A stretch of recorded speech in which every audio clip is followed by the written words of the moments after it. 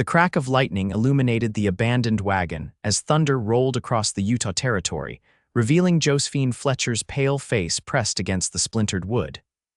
Her hands, bound with coarse rope, had gone numb hours ago.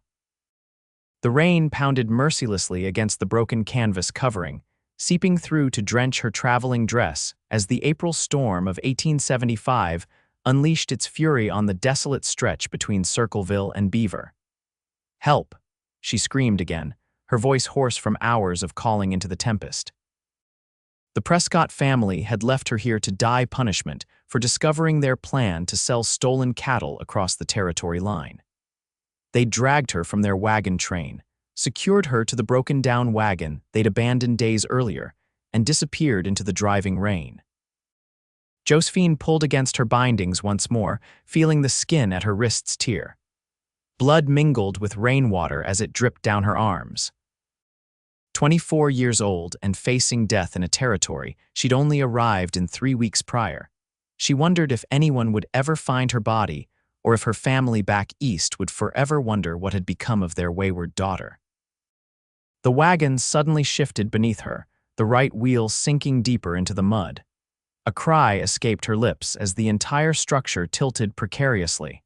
If the wagon collapsed completely, she'd be crushed beneath its weight with no means of escape. The pounding of hooves barely registered over the storm's rage until a shadow loomed before her. A man on horseback, his form massive beneath a rain-soaked duster, dismounted in one fluid motion. "Hello," he called, voice deep and cautious. "Anyone there? Here." Josephine cried, renewed hope surging through her veins. "I'm trapped in the wagon," the stranger approached, water streaming from his hat brim as lightning flashed again, illuminating a weathered face with piercing eyes. He peered inside, shock evident in his expression. "Good God," he muttered, immediately pulling a knife from his belt. "Hold still, madam." His large hands worked quickly, sawing through the ropes binding her to the wagon's frame. As the final binding fell away, the wagon groaned and shifted again. "We need to move. Now." Without waiting for her response, he reached in and pulled her free, his strong arms lifting her just as the wagon collapsed behind them, wooden planks splintering as they hit the ground. Josephine's legs buckled beneath her, numb from hours of restricted circulation. The stranger caught her weight, sweeping her into his arms. "Name's Wyatt Parsons," he said, carrying her toward his horse.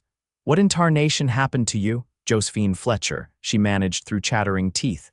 "The Prescott family, they left me to die." Wyatt's jaw tightened as he lifted her onto his horse, then mounted behind her. His arm encircled her waist, steadying her against his chest. "We need to get you warm, Miss Fletcher. My ranch is about 3 miles south. Can you hold on that long?" She nodded weakly, feeling the solid warmth of him behind her as he urged his horse forward. The animal moved confidently through the storm-ravaged landscape, responding to its master's subtle commands. "Why would they do this to you?" he asked, his breath warm against her ear. "I saw something I shouldn't have," Josephine said, her voice barely audible over the storm. "Cattle with altered brands, they were driving them south to sell." Wyatt's arm tightened around her. "Rustlers," he said grimly. "The territory's plagued with them lately." The rain continued to lash at them as they rode, but Josephine barely noticed, consumed instead by the pain in her wrists and the blessed relief of rescue. Her consciousness drifted in and out, the steady rhythm of the horse's gait and Wyatt's solid presence behind her the only constants. "Stay with me, Miss Fletcher," Wyatt urged, his voice pulling her back from the edge of darkness. "We're almost there." Through half-closed eyes, Josephine saw lights appear in the distance. A house substantial but not ostentatious came into view as they crested a small rise. Behind it, she could make out the shadowy forms of a barn and several outbuildings. As they approached, a door flew open, spilling warm light into the stormy night. A woman stood silhouetted in the doorway. "Wyatt, thank heavens you're back," the woman called. "I was worried sick with this storm," she stopped abruptly when she saw Josephine. "Who's this?" "Found her tied up in that abandoned Conroy wagon on the North Road," Wyatt explained as he dismounted, then reached up to lift Josephine down. "She's half frozen and hurt. The Prescotts left her there." "Those devils!" the woman hissed, stepping aside to let Wyatt carry Josephine into the house. "Bring her to the spare room. I'll heat water and fetch some dry clothes." The warmth of the house enveloped Josephine like a blessing, as Wyatt carried her through a comfortable sitting room and down a short hallway. The woman whom Josephine now saw was perhaps 50, with iron-gray hair pulled into a severe bun, hurried ahead, opening a door to a small but tidy bedroom. "This is Mrs. Abigail Hayes, my housekeeper," Wyatt explained as he gently set Josephine on the edge of the bed. "She'll help you get dried off and tend to those wrists." "Thank you," Josephine whispered, suddenly self-conscious in her bedraggled state. Her chestnut hair hung in soaked tendrils around her face, and her once fine blue traveling dress was torn and mud-splattered. Wyatt nodded, stepping back. "I'll see to my horse and then check on you shortly. You're safe now, Miss Fletcher." As he left the room, Mrs. Hayes clucked her tongue, examining Josephine's raw wrists. "Those monsters," she muttered. "What kind of people leave a young woman to die in a storm?" "The kind who don't want to hang for cattle rustling," Josephine replied, wincing as the older woman began to clean her wounds. Mrs. Hayes worked efficiently, helping Josephine out of her sodden clothes and into a warm nightgown, then binding her injured wrists with clean bandages. The older woman's hands were gentle but quick, moving with practiced ease. "How long have you been in the territory, Mrs. Hayes asked as she combed out Josephine's tangled hair. 3 weeks, Josephine replied, feeling warmth gradually returning to her limbs. "I came from Philadelphia to teach at the new school in Circleville." "The school teacher," Mrs. Hayes's eyes widened. "The whole town's been in an uproar about your disappearance. Sheriff Blackwood's had search parties out for 2 days. Josephine closed her eyes, overcome with emotion.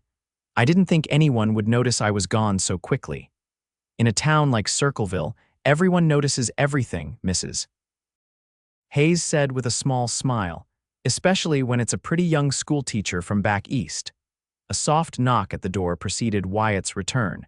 He'd changed into dry clothes, a simple white shirt and dark trousers, and carried a steaming mug. "Broth," he explained, offering it to Josephine. "You need to warm up from the inside, too." She accepted it gratefully, cradling the mug between her bandaged hands. "I don't know how to thank you, Mr. Parsons, if you hadn't come along." "Lucky for both of us, I decided to check on the line shacks tonight," he said, pulling a chair closer to the bed and sitting down. "Though I admit, finding a woman tied up in an abandoned wagon wasn't what I expected."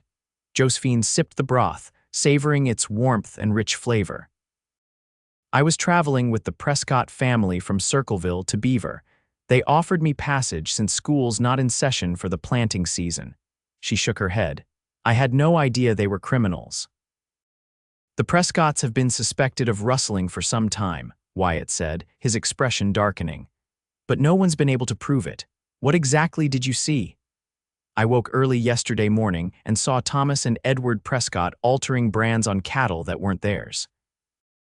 When they realized I'd seen them, they tied me up, gagged me, and kept me in their wagon until nightfall." She swallowed hard, the memory still raw. "They said they were dealing with me where no one would find me for a long while." Mrs. Hayes muttered something under her breath that sounded suspiciously like a curse. "Those boys were always trouble, even as children." "We'll need to get word to Sheriff Blackwood," Wyatt said, standing. "The Prescotts are likely headed for the territorial border, but they may still be caught if we act quickly." "In this storm?" Mrs. Hayes questioned. "First thing tomorrow," Wyatt amended. "For tonight, Miss Fletcher needs rest more than justice." Josephine wanted to protest, wanted the Prescotts apprehended immediately, but exhaustion was claiming her rapidly. The mug in her hands grew heavy, and Mrs. Hayes gently took it from her before she could spill it. "Rest now, dear," the older woman said, helping Josephine lie back against the pillows. "Everything will look better in the morning." As they left the room, Josephine caught Wyatt's final glance, concern evident in his eyes. She wanted to thank him again, to properly express her gratitude, but sleep pulled her under before she could form the words. Morning arrived with brilliant sunshine that belied the previous night's violence. Josephine woke slowly, momentarily disoriented by the unfamiliar room with its simple furnishings and handmade quilt. The events of the previous day came rushing back, and she sat up abruptly, wincing at the pain in her wrists. A knock at the door preceded Mrs. Hayes's entrance. The housekeeper carried a tray with breakfast and a folded bundle of clothing. "Good morning, Miss Fletcher. How are you feeling today?" "Better, thank you," Josephine replied, though her body ached in places she hadn't known could hurt. "Is Mr. Parsons here?" "He rode out at first light to Circleville to fetch the sheriff," Mrs. Hayes explained, setting the tray across Josephine's lap. "He said to tell you he'll return by midday." She indicated the bundle of clothing. "These were my daughters. She's married and living in Salt Lake City now, but she left some things behind. They might be a bit large, but they're clean and dry." After breakfast, Josephine dressed in the borrowed clothes, a simple brown skirt and white blouse that hung loosely on her slender frame. Mrs. Hayes helped her rebind her wrists and arrange her hair into a simple braid. "Would you like to see the ranch?" the housekeeper offered. "The fresh air might do you good after your ordeal." Outside, Josephine was surprised by the size of the Parsons ranch. Beyond the main house lay a large barn, bunkhouse, smithy, and several corrals where horses grazed peacefully. In the distance, cattle dotted the rolling grasslands that stretched toward mountains still capped with spring snow.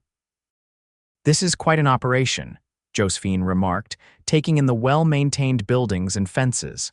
"The Double P is one of the most successful ranches in the territory," Mrs. Hayes said with evident pride. "Wyatt's father started with just 20 acres and a dream. Wyatt's grown it to over 5,000 acres since taking over 5 years ago." "How long have you worked here?" Josephine asked as they walked toward a garden plot where early spring vegetables were beginning to emerge. "Nearly 20 years. Came after my husband died in a mining accident. Old Mr. Parsons needed a housekeeper, and I needed a home for me and my girl." Mrs. Hayes smiled at the memory. Wyatt was just a boy, then all legs and determination. Their tour concluded at the barn, where several ranch hands tipped their hats respectfully to the women. Josephine found herself staring down the road, watching for Wyatt's return. She didn't have to wait long. Just before noon, riders appeared on the horizon, Wyatt in the lead, followed by an older man wearing a sheriff's badge and 2 deputies. Josephine's heart quickened at the sight of her rescuer, an unexpected reaction that she quickly attributed to gratitude rather than any deeper sentiment. "Miss Fletcher," Wyatt called as he dismounted, his expression relieved. "You're looking much better today. Thanks to you and Mrs. Hayes," she replied. The sheriff, a weathered man with a thick gray mustache, approached with his hat in his hand. "Miss Fletcher, I'm Sheriff Daniel Blackwood. The whole town's been worried sick about you. When you didn't show up for Sunday supper at the Morgan's house, we knew something was wrong." "The Prescotts?" she asked, looking between the men. "No sign yet," the sheriff admitted. "But we've sent telegrams to every settlement within 50 miles. They won't get far." Wyatt's jaw tightened. "They've got a good head start." "We'll find them," Sheriff Blackwood assured them. "Meanwhile, Miss Fletcher, I'll need a full statement from you about what happened." Inside the house, Josephine recounted her ordeal in detail, from discovering the Prescotts' illegal activities to being abandoned in the broken wagon. Sheriff Blackwood took meticulous notes, occasionally asking for clarification. "I'd like you to return to Circleville with us today," the sheriff said when she'd finished. "The town's been in an uproar, and seeing you safe will ease a lot of minds." Josephine nodded, though a strange reluctance settled in her chest at the thought of leaving the ranch. "Of course, I'm ready whenever you are." "Actually," Wyatt interjected, "Miss Fletcher's wrists are still badly injured and the road to town is rough. Perhaps it would be better if she remained here another day or two to recover her strength." The sheriff looked between them, something knowing in his eyes. "That's sensible, I suppose. Miss Fletcher." Josephine felt a flush creep into her cheeks under Wyatt's steady gaze. "If it wouldn't be an imposition." "None whatsoever," Wyatt assured her. "Then it's settled," Sheriff Blackwood said, rising. "I'll let the town know you're safe and recovering. Once the Prescotts are apprehended, we'll need you to formally identify them and testify to what you witnessed." After the sheriff and his deputies departed, an unexpected awkwardness settled between Josephine and Wyatt. They stood on the porch, watching the riders disappear down the road. "You didn't have to do that," Josephine said finally. "I could have gone back to town today." Wyatt turned to her, his expression earnest. Your wrists are still healing and you've had a terrible shock. Another day of rest won't hurt. He paused, something vulnerable flickering across his face. Unless you're eager to leave, no, she admitted. I'm not. The afternoon passed pleasantly as Josephine helped Mrs. Hayes in the kitchen, preparing a stew for dinner. Through the window, she watched Wyatt working with the ranch hands, his tall figure easily identifiable even at a distance. There was an economy to his movements, a quiet confidence that she found herself admiring. He's a good man, Mrs. Hayes said, catching Josephine's gaze. One of the best I've ever known. Josephine quickly returned her attention to the carrots she was chopping. I owe him my life. Wyatt doesn't think in terms of debts, the older woman said. He does what's right because it's right. At dinner, Josephine learned more about the man who had rescued her. Wyatt spoke of his ranch, his plans for expanding his cattle operation, and his hopes for bringing more modern methods to the territory. He listened with genuine interest when she described her teaching position and her journey west from Philadelphia. What brought you all the way to Circleville? He asked as they lingered over coffee. It's about as far from Philadelphia as you can get, Josephine smiled, tracing the rim of her cup.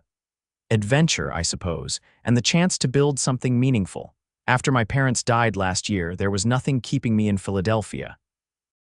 She shrugged slightly. The school board's advertisement promised an opportunity to shape the future of the Utah Territory one mind at a time. It sounded important. It is important, Wyatt affirmed. Most children around here get just enough schooling to read their Bible and sign their name. The territory needs good teachers. And what about you? Josephine asked. Have you always lived here? Wyatt nodded. Born and raised on this land. My father came west after the war, the Mexican War, that is with nothing but determination and a talent for raising cattle. He built this place from nothing. Pride tinged his voice. I can't imagine being anywhere else.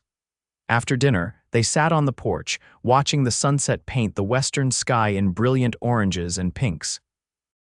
The storm had washed the world clean, leaving behind a crystalline clarity to the air that made distant mountains seem close enough to touch. It's beautiful here, Josephine said softly. Most people only see the hardship, the drought years, the harsh winters, the isolation, Wyatt replied. But on evenings like this, there's nowhere on earth I'd rather be. Their conversation flowed easily, touching on books they'd read, places they'd seen, and dreams they harbored. Despite their different backgrounds, Josephine was surprised by how much they had in common: a love of learning, a respect for hard work, and a deep appreciation for the natural world. As darkness fell, bringing with it a chill, Wyatt insisted on escorting Josephine back inside. At her door, he hesitated, something unspoken hanging between them. Thank you again, she said, breaking the silence.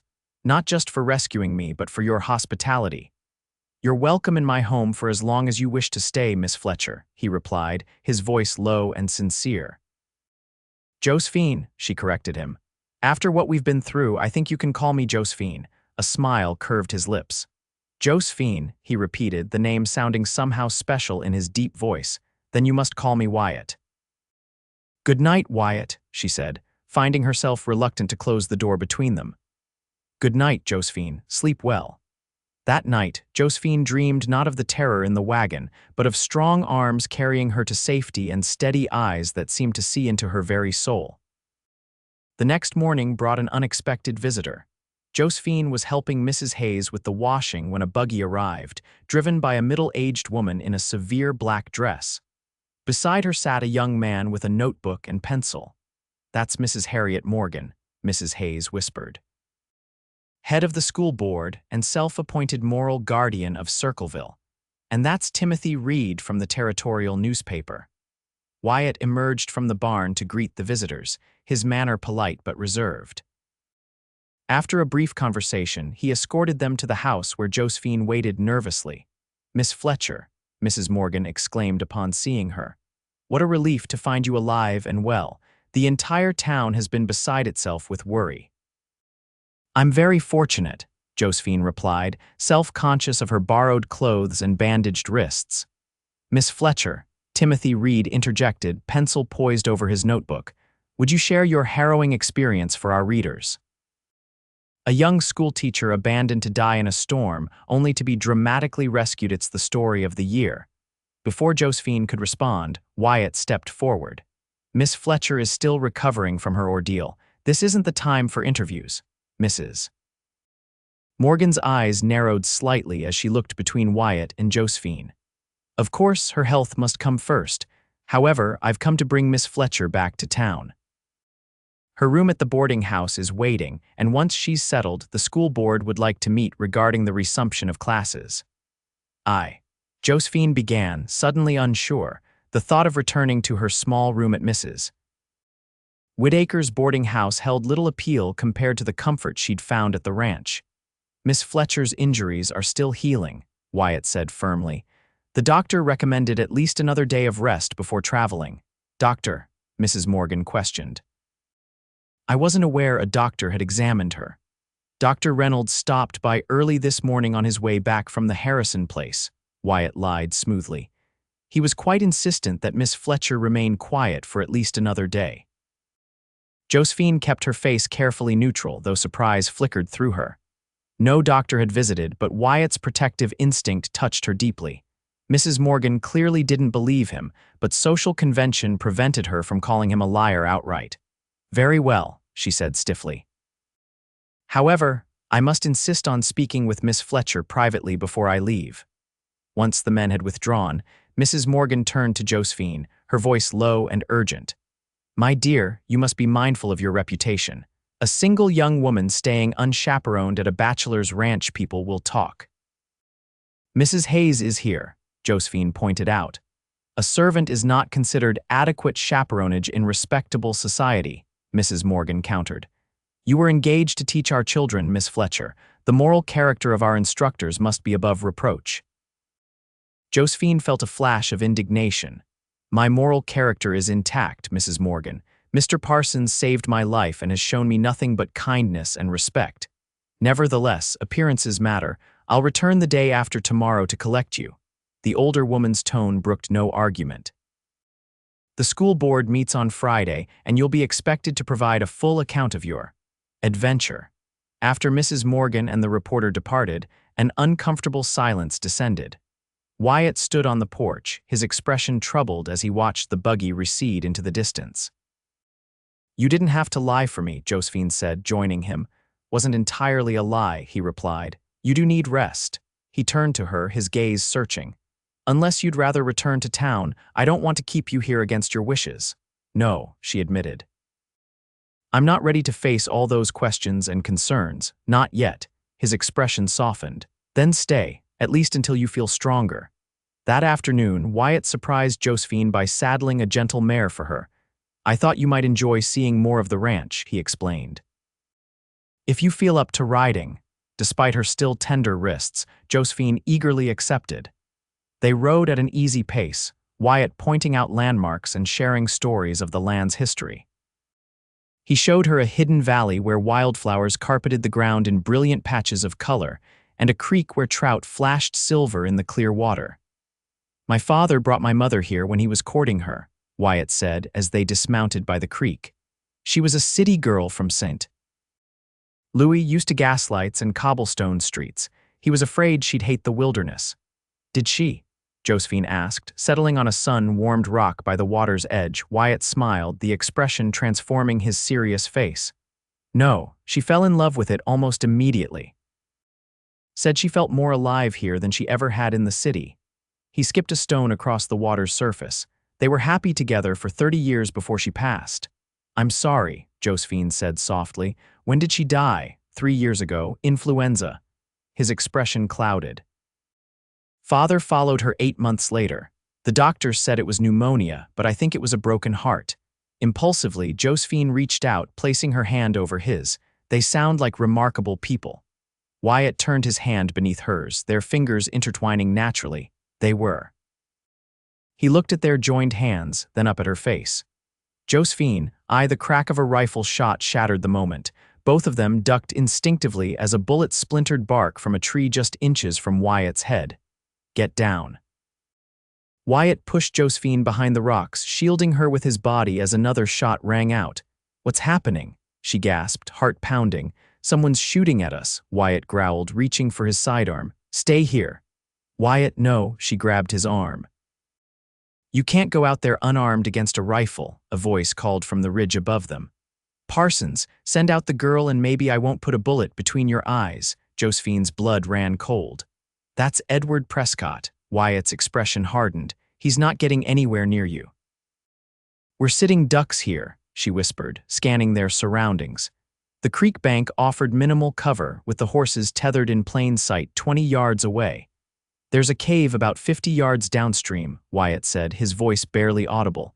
"Behind that outcropping of rocks. If we stay low in the creek bed, we might make it. What about the horses? We'll have to leave them."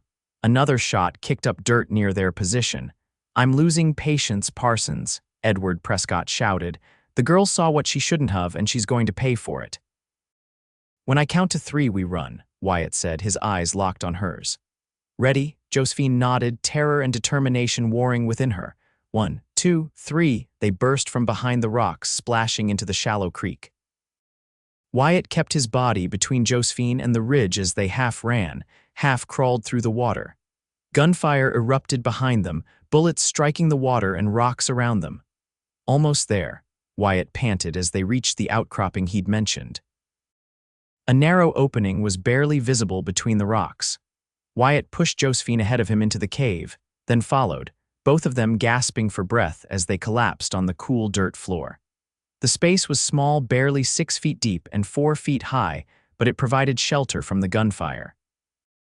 "Are you hurt?" Wyatt demanded, examining her frantically. "No, I'm fine," she assured him, though her heart was racing. "You, just scraped up," he said, peering cautiously out the cave entrance. "I don't see him, but he's out there. What do we do now?" Josephine whispered, trying to control her shaking. "Wait," Wyatt replied grimly. "My men will come looking when our horses return to the barn without us." Hours passed in tense silence. They sat side by side in the small cave, listening for any sound that might indicate Edward Prescott's position. As daylight began to fade, the temperature dropped. Josephine couldn't stop shivering, her damp clothes clinging uncomfortably to her skin. Without a word, Wyatt put his arm around her shoulders, drawing her against the warmth of his body.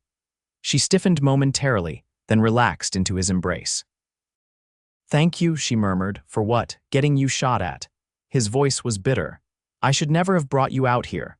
"For protecting me," she corrected him. Again, in the gathering darkness, his face was just inches from hers. "I'd do anything to keep you safe, Josephine," he said, his voice rough with emotion. "From the moment I found you in that wagon, something changed in me. I can't explain it." Josephine's breath caught in her throat. "I felt it too," she admitted. "It's as if we were meant to find each other." His hand came up to cup her cheek, thumb gently tracing her jawline. "I've never believed in fate before," he whispered. The crack of a twig outside the cave froze them both. Wyatt's hand immediately went to his gun as he positioned himself in front of Josephine. "Wyatt, you in there?" A voice called softly. "Charlie," Wyatt replied cautiously. "Yeah, boss, got 6 men with me. Area's clear, no sign of the shooter, but we found tracks heading east." Relief flooded through Josephine as Wyatt helped her out of the cave. Several ranch hands stood guard, rifles ready, while Charlie, a weathered cowboy with a salt and pepper beard, held the reins of 2 fresh horses. "Mrs. Hayes was worried when your horses came back riderless," Charlie explained. "We've been searching for hours." "It was Edward Prescott," Wyatt told him. "He was after Miss Fletcher." Charlie nodded grimly. "Sheriff's got men out looking for the Prescotts. Seems they split up after abandoning the lady." The ride back to the ranch was tense, with armed men surrounding them protectively. Josephine rode close to Wyatt, acutely aware of how nearly they'd both been killed. The moment they'd shared in the cave lingered between them, electric and unresolved. Mrs. Hayes fussed over them when they returned, insisting on hot baths and dry clothes before serving a late supper. Sheriff Blackwood arrived as they were eating, his expression grave. "We tracked Prescott to the territorial line but lost him in the darkness," he reported. "His brother Thomas was apprehended trying to sell stolen cattle in Beaver this morning." "What happens now?" Josephine asked. Thomas Prescott will stand trial for rustling, the sheriff explained. We've got men watching all the roads and passes for Edward. He can't have gone far. That night, Josephine found sleep elusive. Every shadow seemed to hide a threat, every creak of the house a potential danger. When a soft knock came at her door near midnight, she startled violently. "Josephine," Wyatt's voice was low. "Are you awake?" She opened the door to find him standing there, still fully dressed. "I couldn't sleep," he admitted. "I wanted to make sure you were all right." "I'm afraid," she confessed. "Every time I close my eyes, I see Edward Prescott aiming his rifle at us." Wyatt's expression softened. "He's miles away by now, and there are armed men patrolling the property. You're safe here." "I know," she said, though her voice wavered slightly. "It's just—" "I understand," he said gently. "After my first Indian skirmish, I didn't sleep properly for weeks." They stood in silence for a moment, neither quite willing to end the conversation. "Would you like to sit on the porch for a while?" Wyatt suggested finally. "The night air might help." Under a canopy of stars, they sat side by side on the porch swing, a respectable distance between them, though Josephine longed to be closer. The ranch was peaceful, with only the occasional sound of a night bird or distant coyote breaking the silence. "What will you do when you return to Circleville?" Wyatt asked after a time. "Resume teaching, I suppose," Josephine replied, "though after today I'm not sure I'll feel safe there." "Edward Prescott will be caught," Wyatt assured her. "The territory's not so big that a man can hide forever." "It's not just him," she admitted. "When Mrs. Morgan visited today, she made it clear my position in town is precarious." Wyatt's brow furrowed. "Because you stayed here, that's absurd. Small towns have long memories and strict moral codes," Josephine said with a sigh. "A woman alone is always subject to scrutiny. Even before this, I was an outsider, the Eastern schoolteacher with strange ideas." "What sort of strange ideas?" Wyatt asked, a hint of amusement in his voice. "That girl should learn mathematics beyond simple arithmetic. That history includes more than just presidents and generals." She smiled ruefully. "That poetry and art have value even in a frontier town." "Radical notions indeed," Wyatt teased, then grew serious. "For what it's worth, I think Circleville is lucky to have you." Their conversation meandered through the night, touching on hopes and disappointments, triumphs and losses. Wyatt spoke of his dream to make the Double P not just a successful ranch, but a model for sustainable ranching practices in the territory. Josephine shared her ambition to eventually start a proper school with multiple classrooms and specialized instruction. As the first hint of dawn lightened the eastern sky, Josephine realized they'd talked through the entire night. Somehow, in those hours, the last barriers between them had dissolved. Wyatt was no longer just her rescuer, but a man whose mind and heart she'd come to admire deeply. "I should go in," she said reluctantly as the ranch began to stir with early morning activity. "Mrs. Hayes will be up soon." Wyatt nodded, though he made no move to rise. "Josephine," he said, his voice hesitant, "I need to say something, and I'm not sure there's a proper way to say it." Her heart quickened. "Yes. I know we've known each other only a few days, but I feel as though I've been waiting for you my entire life." His eyes, earnest and vulnerable, held hers. "When you return to Circleville tomorrow, I'll feel as though part of me is going with you." Josephine's breath caught in her throat. "Wyatt." "I'm not asking for anything," he hastened to add. "It's too soon, and you've been through too much. I just needed you to know before you left." Impulsively, Josephine leaned forward and pressed her lips to his. The kiss was brief, but filled with promise, a beginning rather than an ending. When she pulled away, Wyatt's expression was one of wonder. "I'll be returning to Circleville," she said softly, "but that doesn't mean this is goodbye." The day passed in a bittersweet haze for Josephine, while she helped Mrs. Hayes with household tasks. Her mind kept returning to Wyatt and the kiss they'd shared. He'd ridden out early to check on a distant pasture, promising to return before supper. Each hour of his absence seemed interminable. Mrs. Hayes watched her with knowing eyes but said nothing until late afternoon when they were kneading bread together in the kitchen. "He's never brought anyone to the creek before," the housekeeper said casually. "That was his special place with his parents." Josephine's hands stilled in the dough. "I didn't realize." Wyatt's a private man, Mrs. Hayes continued. Always has been, but there's a depth to him that few people see. She glanced at Josephine. You see it though, don't you? Yes, Josephine admitted. I do. The older woman nodded approvingly. Good. He deserves someone who sees beyond the successful rancher to the man beneath. Before Josephine could respond, the sound of approaching riders drew their attention. Through the window, she saw Wyatt returning with several of his men and another figure she didn't recognize. That's Dr. Reynolds with him, Mrs. Hayes said, frowning. Someone must be hurt. They hurried outside to find Wyatt dismounting alongside a middle-aged man carrying a medical bag. Wyatt's expression was grim. What happened?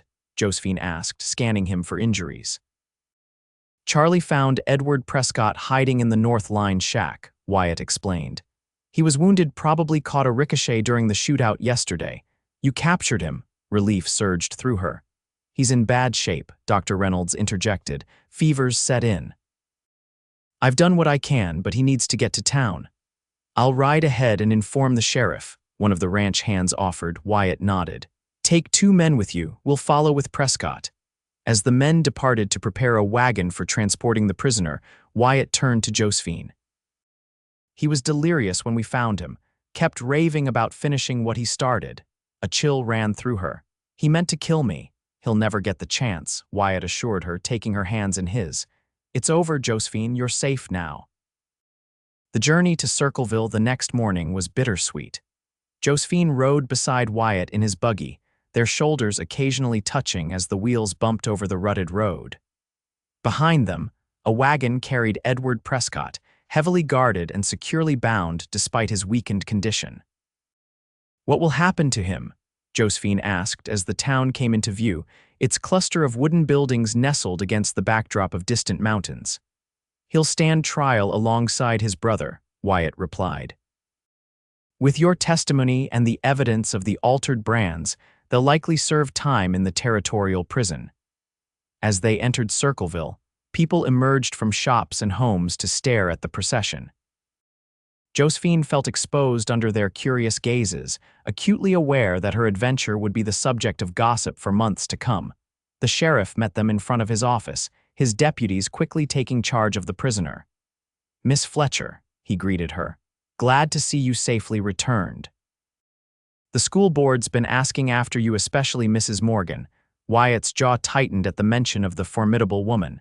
Miss Fletcher has been through an ordeal, he said firmly. She needs rest before facing an inquisition. Of course, Sheriff Blackwood agreed. Though I will need a formal statement from her about the Prescott's activities. Tomorrow will be soon enough, Wyatt insisted. The sheriff looked between them, something knowing in his expression. Very well.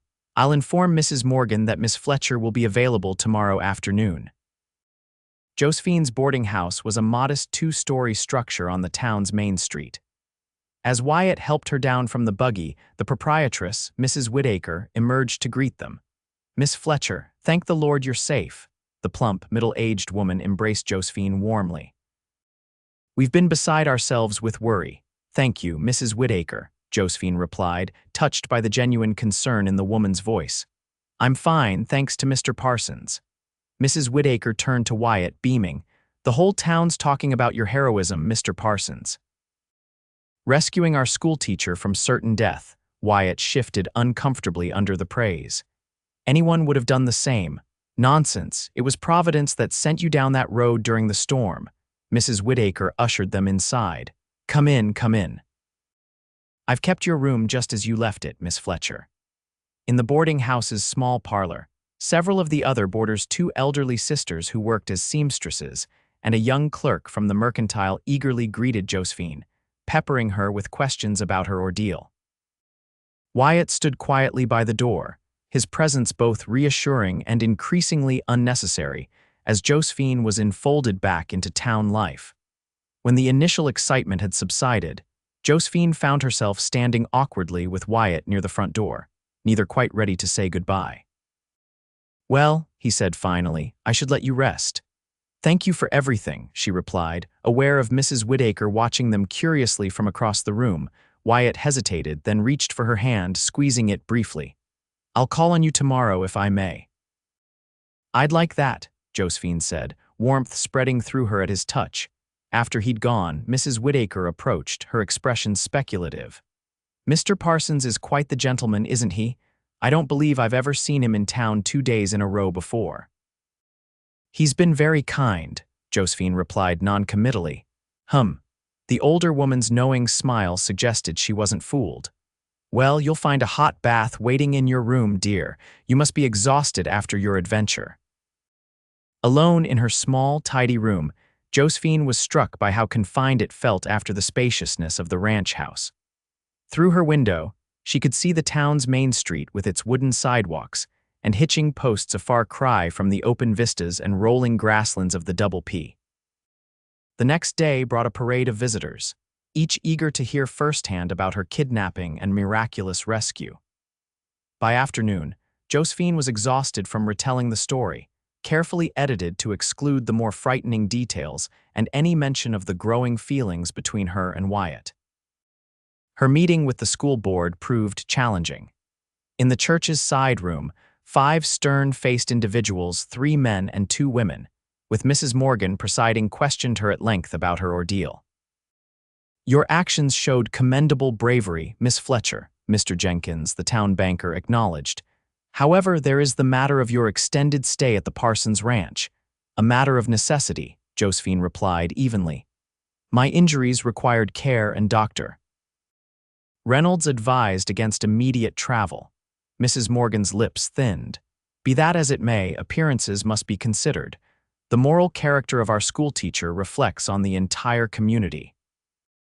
"I fail to see how accepting medical care and protection impugns my character," Josephine countered, struggling to maintain her composure.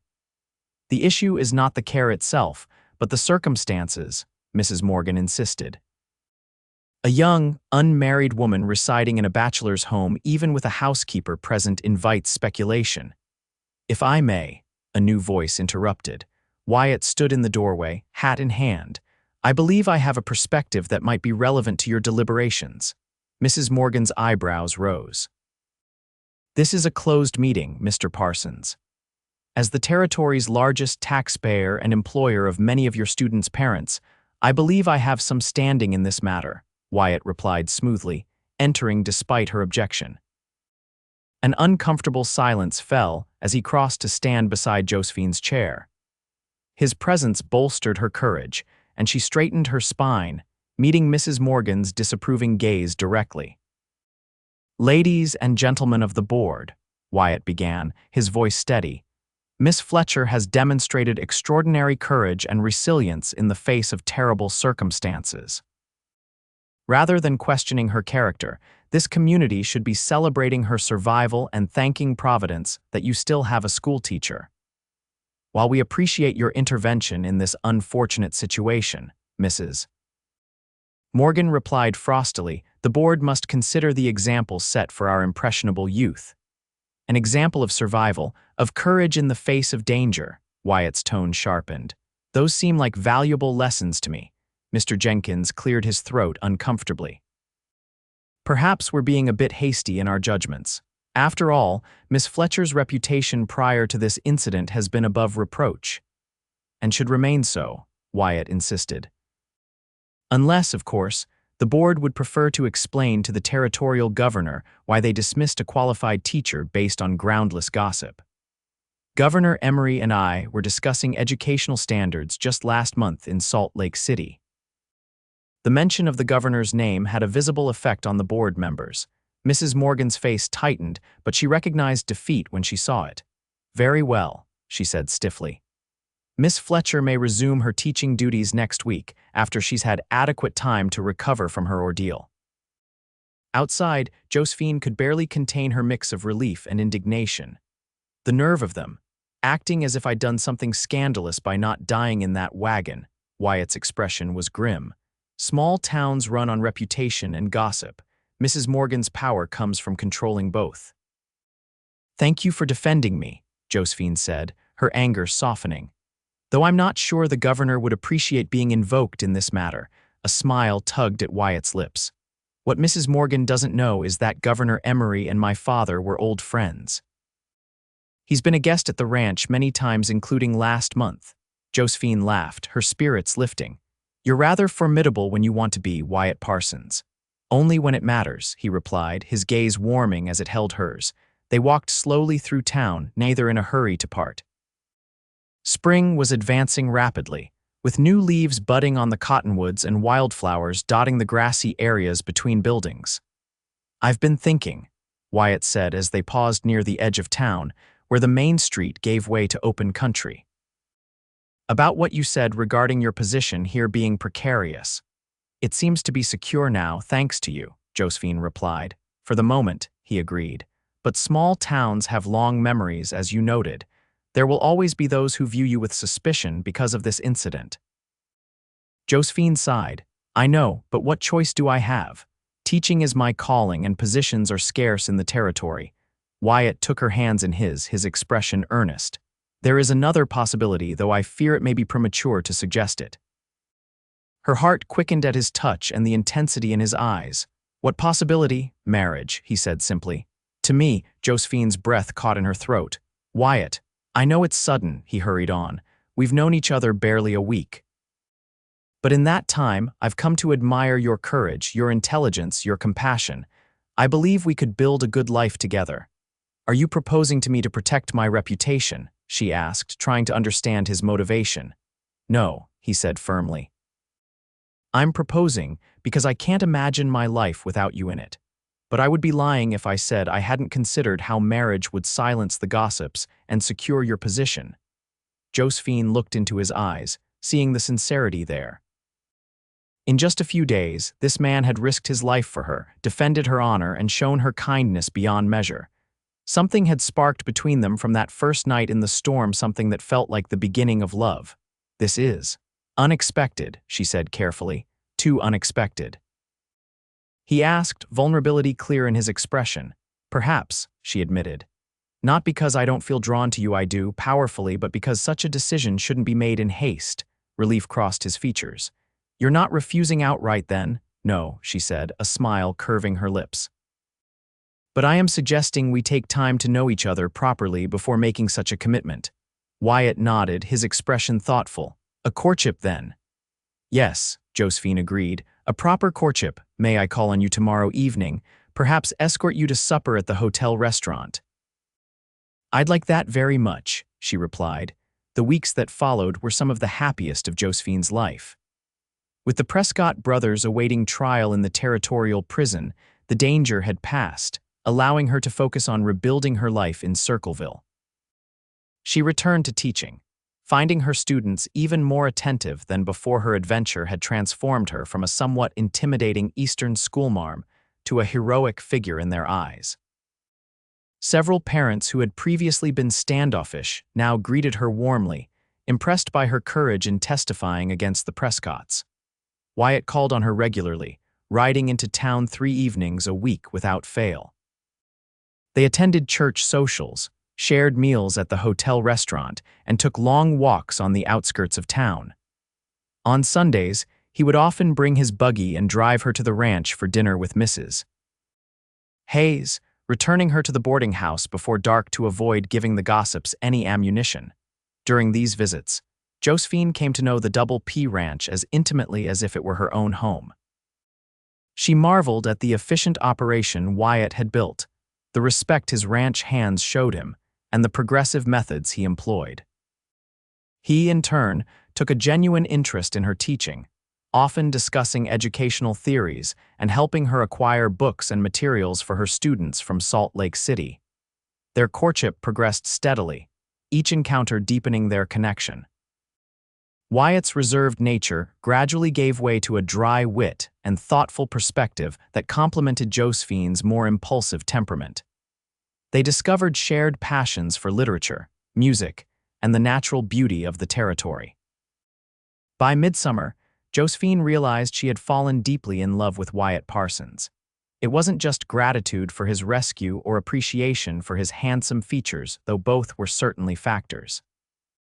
Rather, it was the character of the man himself, his integrity, his kindness, his unwavering support of her independence and aspirations. On a warm July evening, Wyatt took her to the creek where they had sheltered from Edward Prescott. The wildflowers were in full bloom, painting the valley in vibrant colors that took Josephine's breath away. "It's even more beautiful than I remembered," she said as they spread a blanket beneath a cottonwood tree. "Beauty has a way of revealing itself more fully over time," Wyatt replied, his gaze on her rather than the landscape. They shared a simple picnic of cold chicken, fresh bread, and early summer berries. As the sun began to set, casting long shadows across the valley, Wyatt grew uncharacteristically quiet. "Is something wrong?" Josephine asked, concerned by his silence. "No," he assured her, taking her hand. "Something is very right, actually." He drew a deep breath, his eyes meeting hers. "Josephine, these past months have been the happiest of my life." "Mine too," she admitted softly. "When I found you in that broken wagon during the storm, I had no idea I was also finding my future," he continued. "You've brought light and laughter into my life, challenged me to think differently, and shown me possibilities I'd never considered." Josephine's heart quickened as he reached into his pocket and withdrew a small velvet box. "I asked you once before, perhaps too hastily," Wyatt said, opening the box to reveal a delicate gold ring set with a small but perfect diamond. "I'm asking again with the benefit of time and deeper knowledge. Josephine Fletcher, will you do me the honor of becoming my wife?" Tears welled in Josephine's eyes as she looked from the ring to the man holding it. "Yes," she whispered. "Yes, I will marry you, Wyatt Parsons." His smile was radiant as he slipped the ring onto her finger, then drew her into his arms for a tender kiss that held all the promise of their future together. They were married in the Circleville church on a crisp September morning, with half the town in attendance. Mrs. Hayes wept openly as they exchanged vows, while Sheriff Blackwood beamed from his place in the front pew. Even Mrs. Morgan managed a tight-lipped smile, having gradually warmed to the match as the propriety of their courtship silenced even the most determined gossips. After a brief honeymoon in Salt Lake City, where Governor Emory himself hosted a dinner in their honor, Josephine moved permanently to the Double P. The transition from schoolteacher to rancher's wife brought both challenges and joys. While Josephine missed teaching full-time, she found fulfillment in establishing a small school on the ranch for the children of the ranch hands and neighboring homesteaders. Wyatt converted an unused bunkhouse into a schoolroom, complete with desks, a blackboard, and bookshelves that he gradually filled with volumes ordered from as far away as Boston. Their first winter as a married couple tested them in ways neither had anticipated. November brought early blizzards that isolated the ranch for weeks at a time. Cattle died despite their best efforts, and one young ranch hand lost 2 fingers to frostbite. Through it all, Wyatt and Josephine worked side by side, their partnership strengthening as they faced each challenge together.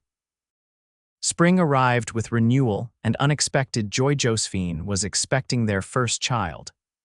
The pregnancy transformed her already beautiful features, giving her a radiant glow that Wyatt couldn't help but comment on daily. "You're staring again," she teased one evening as they sat on the porch watching the sunset. "Can't help it," he replied unapologetically. "You're more beautiful now than ever." She laughed, placing his hand over the gentle swell of her abdomen. "Even with my waistline disappearing and my ankles swelling, especially then," he assured her. "It reminds me of the miracle we've created together."